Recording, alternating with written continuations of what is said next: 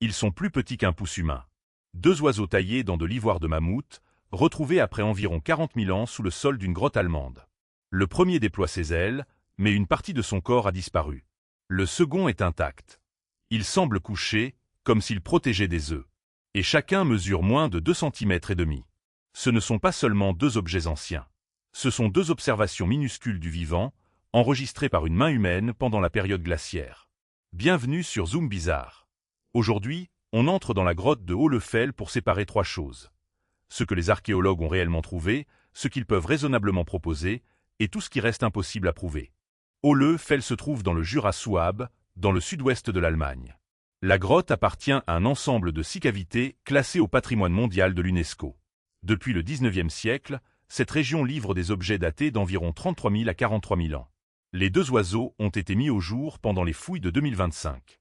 Ils reposaient dans des couches attribuées à l'Aurignacien, une période associée à certaines des premières cultures d'humains modernes connues en Europe. Les objets n'étaient pas côte à côte. Environ 1,50 m les séparaient.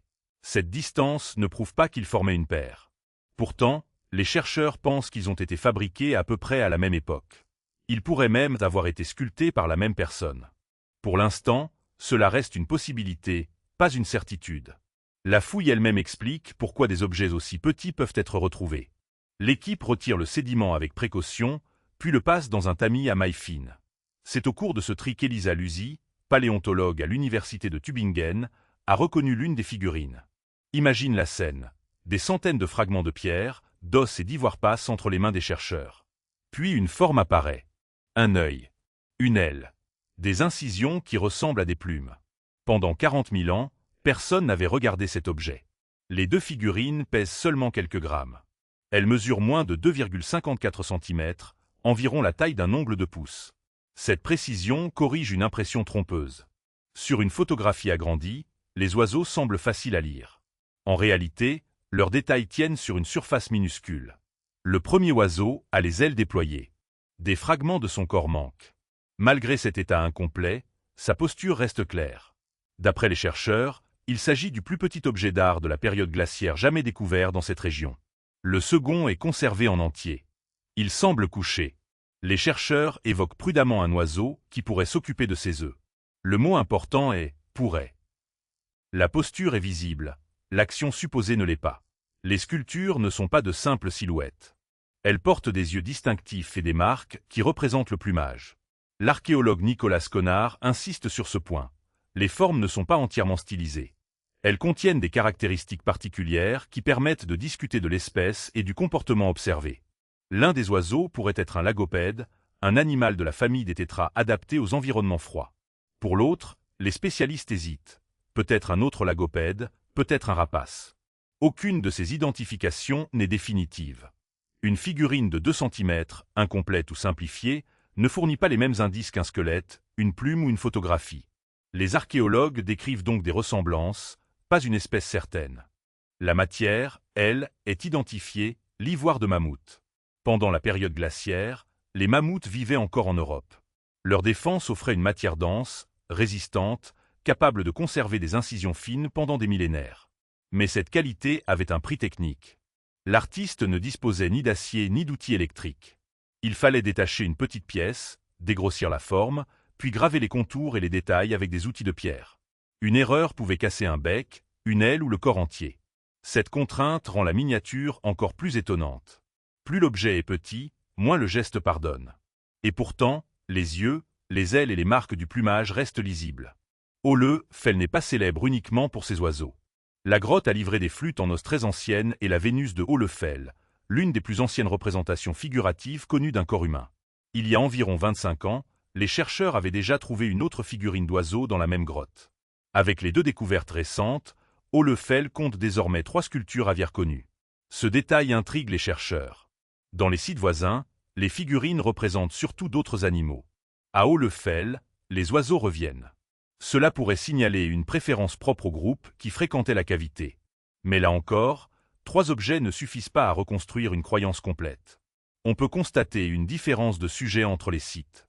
On ne peut pas en déduire automatiquement un culte, une religion ou un symbole universel. Alors, à quoi servaient ces figurines? Première piste, des talismans personnels. Leur taille permettait de les transporter facilement.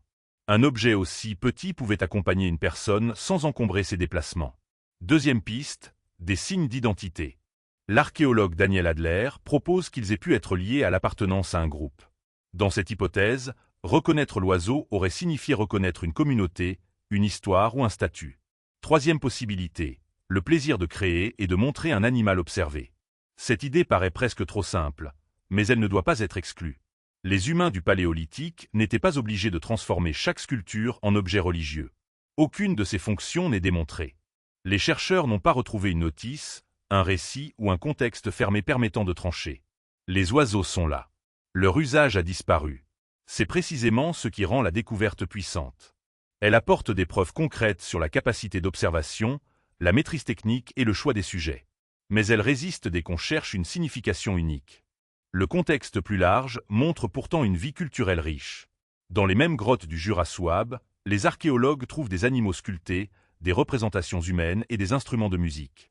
Ces objets indiquent que les premiers humains modernes d'Europe ne consacraient pas toute leur énergie à la survie immédiate. Ils observaient. Ils fabriquaient. Ils transmettaient des formes. Peut-être aussi des récits. Pour Nicolas Conard, ce type d'objet pourrait témoigner de capacités cognitives qui ont aidé les humains modernes à prospérer dans l'Europe glaciaire. C'est une hypothèse de recherche plus vaste. Elle ne signifie pas qu'une figurine explique à elle seule la disparition d'autres groupes humains. Les chercheurs veulent notamment étudier l'ADN ancien conservé dans les sédiments de la grotte. Ce travail pourrait mieux documenter les populations présentes à différentes périodes. Il ne révélera probablement pas la signification exacte des oiseaux, mais il peut préciser qui fréquentait le site et quand. Aujourd'hui, les deux figurines sont exposées au musée de la préhistoire de Blaubeuren. Le public peut les voir dans une exposition annoncée jusqu'au 4 avril 2027. Derrière la vitrine, leur taille redevient évidente. Moins d'1 pouce. Quelques grammes. Une aile fragmentée. Un oiseau couché. Et autour d'eux, 40 millénaires de silence. Ce que nous savons, ils viennent de couches aurignaciennes de Hohlefeld. Ils sont en ivoire de mammouth. Ils ont été découverts en 2025, à environ 1,50 m l'un de l'autre. Ils portent des détails anatomiques précis. Ils pourraient représenter des lagopèdes ou un rapace. Ce que nous ignorons, leur espèce exacte, leur créateur, leur fonction et la raison pour laquelle les oiseaux semblent avoir compté dans cette grotte plus que dans les sites voisins. C'est une frontière saine. La science ne détruit pas le mystère lorsqu'elle refuse d'inventer. Elle lui donne une forme plus précise.